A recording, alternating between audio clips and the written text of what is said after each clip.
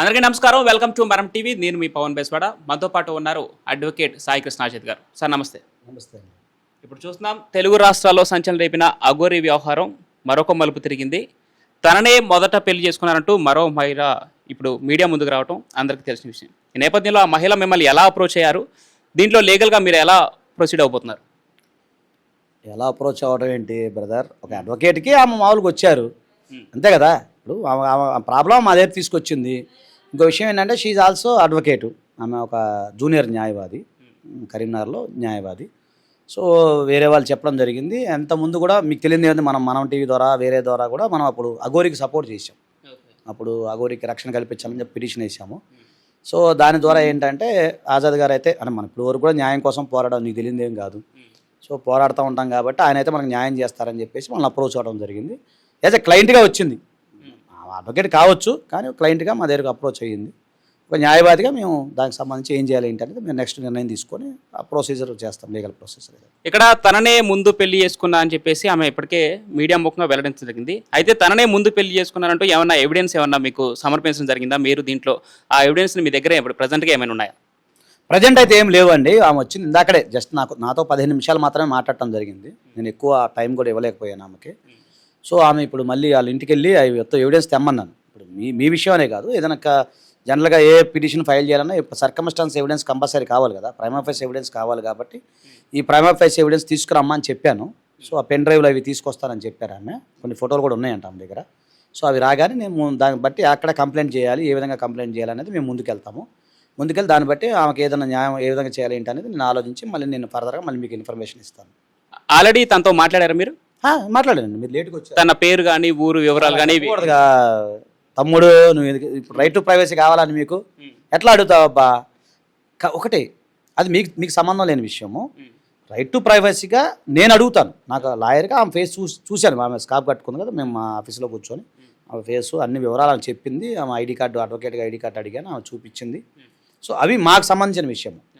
So మీకు ఆ బాధితురాలి యొక్క సంబంధించిన విషయం అనేది రివీల్ చేయకూడదు, అంతే కదా.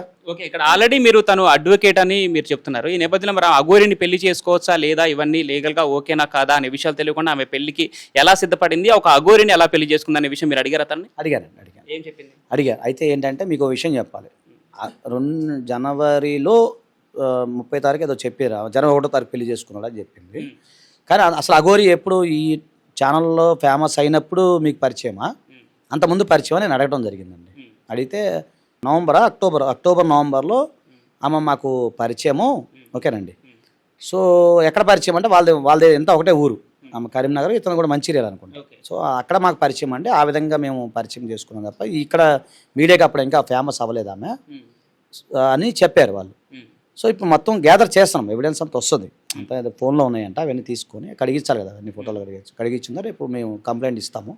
కంప్లైంట్ ఇచ్చిందా కంప్లైంట్ కాపీ అవన్నీ మీకు నేను ఇస్తాను మీ అందరికీ. ఓకే, దగ్గరగా నెల నుంచి ఇష్యూ నడుస్తూ ఉంది. వర్షిని వెళ్ళిపోవటం, తన ఫ్యామిలీ దగ్గర రావటం, మళ్ళీ ఇప్పుడు అఘోరితో వెళ్ళిపోవటం అందరికి తెలిసిన విషయమే. మరి ఇప్పుడు తననే ముందు పెళ్లి చేసుకుంటే ఈమె నెల రోజుల నుంచి ఏం చేస్తుంది, ఇంకా అజ్ఞాతంలో ఉండడానికి కారణాలు ఏంటి, ఈ రోజు బయటకు రావడానికి కారణాలు ఏంటి అడిగారు. నేను అందరు జర్నలిస్టులు అడిగారు, నేను కూడా అదే ప్రశ్న అడిగాను.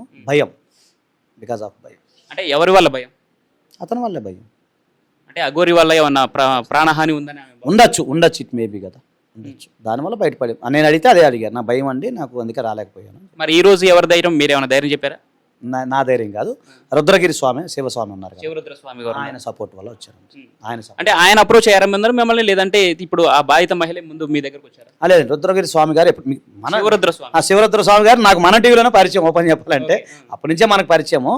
సో ఆయన ఎప్పుడు మాట్లాడుతూ ఉంటారు, మన ఛానల్లో పరిచయం, అప్పటి నుంచి మాట్లాడుతాం. మన దగ్గర కూడా వచ్చారు 2-3 సార్లు, వేరే దాని మీద వచ్చారు. సో జనరల్ రాత్రి ఏమన్నారంటే ఇట్లా ఒక అమ్మాయి అడ్వకేట్ ఇట్లా అంట పెళ్లి చేసుకున్నాడంట అని చెప్పి రాత్రి చెప్పారు ఆయన. సరే సార్, మరి పొద్దున్న స్వామీజీ రేపు రండి, మనం ఎవిడెన్స్ తీసుకునండి అని చెప్పాను. సో నేను ఇక్కడ ఆఫీస్కి వచ్చాను, మన ఆఫీస్కి వచ్చాను. ఆయన సడన్గా వచ్చారంటే ఈ మీడియా అనేది నాకు తెలియదు, నిజంగా చెప్పాలి. నాకు మీడియా ఆల్రెడీ ఇంతకు ముందే ప్రెస్ మీట్ జరిగిందనేది నాకు తెలియదు. సడన్గానే మన మీడియా మిత్రుడు మీవాడే ఫోన్ చేసి లింక్ నీ పేరు చెప్పాడు రుద్రస్వామి అంటే, నేను ఇప్పుడు లైవ్లో చూశాను, ఛానల్ లైవ్లో చూస్తే ఇక్కడ మళ్ళీ అంటే రుద్రగిరి స్వామి శివరుద్ర స్వామి ఏమన్నారంటే మీ ఆఫీస్కి వస్తున్నాను సార్ అన్నారు. అంటే నేను మీడియా అనుకోలేదు, మామూలుగా వాళ్ళు ఇద్దరు వస్తున్నారేమో మాట్లాడి నేను అంతా చూద్దామా అనుకున్నాను. సరే మన మీడియా మిత్రులందరూ కూడా వచ్చి ఉన్నారు. సో ఆమెతో మాట్లాడిన టైం అయితే మాకు ఓపెన్గా చెప్పాలంటే నేను నా క్లయింట్తో మాట్లాడే టైం అయితే దొరకలేదు నాకు. సో మళ్ళీ మేము ఫ్రెష్గా ఇప్పుడు మాట్లాడతాం, రమ్మని చెప్పారు సాయంత్రం. ఇప్పటికే అఘోరి చాలా మంది దగ్గర డబ్బులు తీసుకొని ఒకవేళ రిటర్న్ డబ్బులు అడిగితే బెదిరించడం జరుగుతుందని చెప్పేసి చెప్తూ ఉన్నారు. మరి ఈమె దగ్గర కూడా తను తాళి కట్టి తన్నే తీసుకుపోయి వెండి తాళి కూడా తీసుకుపోయారు, రిటర్న్ తీసుకుపోయాడని చెప్పి ఆమె చెప్తుంది. మరి ఈమె దగ్గర డబ్బులు కూడా ఏమైనా వసూలు చేసినట్టు ఏమని చెప్పింది? ఉన్నాయని చెప్పింది, ట్రాన్సాక్షన్ దానికి సంబంధించిన ప్రూఫ్ ఉన్నాయని చెప్పింది. ఇప్పుడు ఇస్తుంది, అది కూడా ఇస్తాను. ఫైనల్గా పెళ్ళైనట్టు ప్రూఫ్ ఎలాంటి ప్రూఫ్లు మీ ముందు ఉంచబోతున్నారు? అంటే ఫోటోలు అవి కదా సార్, పిల్లంటే అదే కదా, ఫోటోలు అవి ఉన్నాయని చెప్తున్నారు. వాళ్ళ మావయ్య గారు చెప్పారు, ఆ అమ్మాయి చెప్పలేదు. అమ్మాయి ఇన్నాడు సడన్గా వెళ్ళిపోయింది. మావయ్య గారితో ఇప్పుడు మాట్లాడతాను నేను, ఆయన తీసుకొస్తాను సార్ అన్నాడు. మీరు లంచ్కి వెళ్ళి రమ్మని చెప్పి అప్పుడు వస్తే సాయంత్రం వస్తారు, సాయంత్రం 6. ఇప్పుడు ఆమె తరపున అడ్వకేట్గా అఘోరితో పెళ్లి తనకి చెల్లుబాటు అవుతుందా లేదా, లీగల్గా ఎలా ఉంటుంది? అంటే ఇక్కడ పెళ్లి జరిగిందా లేదా, అక్కడ ఉమెన్ ట్రాఫికింగ్ జరిగిందా లేదా ఎక్స్ప్లాయిటేషన్ జరిగిందా అనేది ఇంకా క్లారిటీగా నేను ఇప్పుడు చెప్పలేను. ఆమెతో ఇంకా మళ్ళీ ఒకసారి ఇప్పుడు క్లయింట్కి అడ్వకసీకి ఎలా ఉంటుందంటే ఆమెతో కొన్ని మాకు ఇంకా ఇన్ఫర్మేషన్ రావాల్సి ఉంటుంది కదండి. ఇప్పుడు వచ్చిన తర్వాత నేను ఇంకా క్లారిటీగా చెప్పగలుగుతాను. అంటే హిందూ సాంప్రదాయం ప్రకారం తాళి బొట్టు కడితే కాదులేండి, ఇప్పుడు అది సెక్షన్ 5 కింద మన పెద్ద సబ్జెక్ట్. అది మన టీవీలో బోల్ వీడియోలు ఉన్నాయి, మన మిత్రులు ఎవరైనా ఉంటే మీరు లింక్ పెట్టండి, వాళ్ళు చూసుకుంటారు. లీగల్ సంబంధించి చాలా వీడియోలు నేను చేశాను, అది వదిలేద్దాం. ఇప్పుడు ఇక్కడ మీరు చెప్పిన పాయింట్ ఏంటంటే పెళ్ళి, ఈ తాలిబొట్టు అవన్నీ కూడా పక్కన పెడితే ఇక్కడ నేను అనుకుంటున్నా ఏంటంటే ఎక్స్ప్లాయిటేషన్ జరిగిందని నేను అనుకుంటున్నా. అంటే నాకున్న మాట్లాడిన 15 నిమిషాల టైంలో నేను చెప్పేది.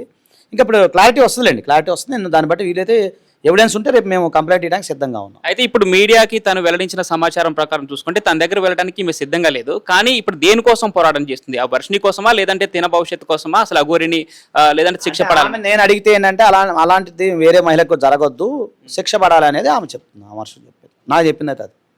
Right, thank you sir.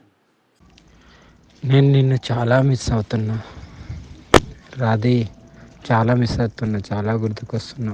But ఏం చేస్తాం, కానీ నేను వచ్చుడితోనే అయితే నీకైతే తాళి కడతాను Radhi. Love you, miss you, love you. నాతో నవ్వట్లేదమ్మా, చాలా పెయిన్గా ఉంది హార్ట్లో.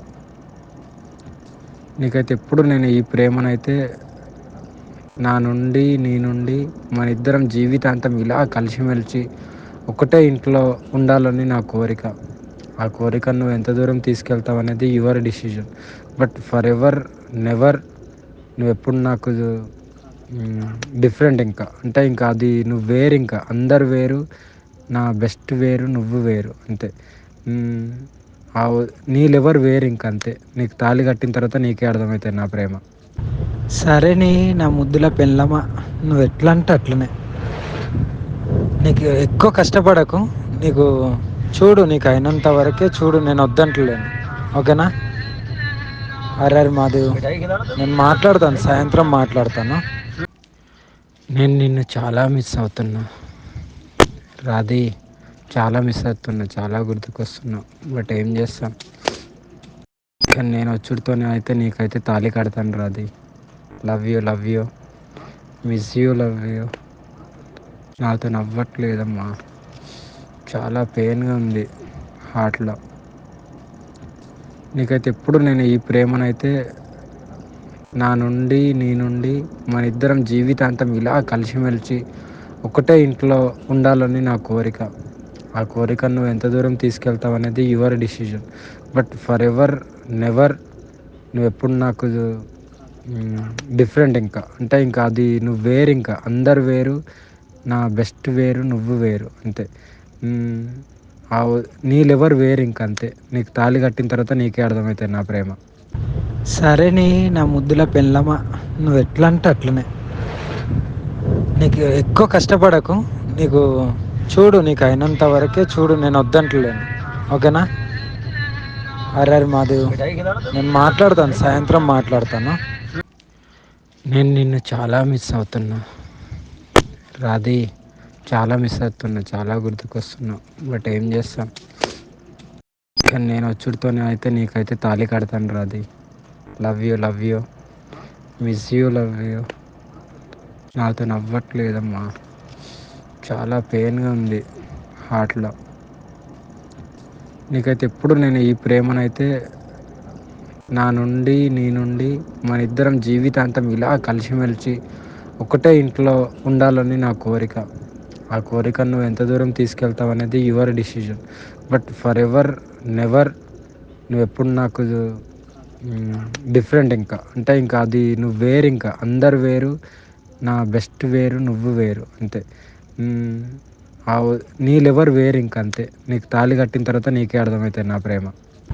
సరే నీ నా ముద్దుల పెళ్ళమా, నువ్వు ఎట్లా అంటే అట్లనే. నీకు ఎక్కువ కష్టపడకు, నీకు చూడు, నీకు అయినంత వరకే చూడు, నేను వద్దంటలేను, ఓకేనా? అరే మాదేవ్, నేను మాట్లాడతాను, సాయంత్రం మాట్లాడతాను.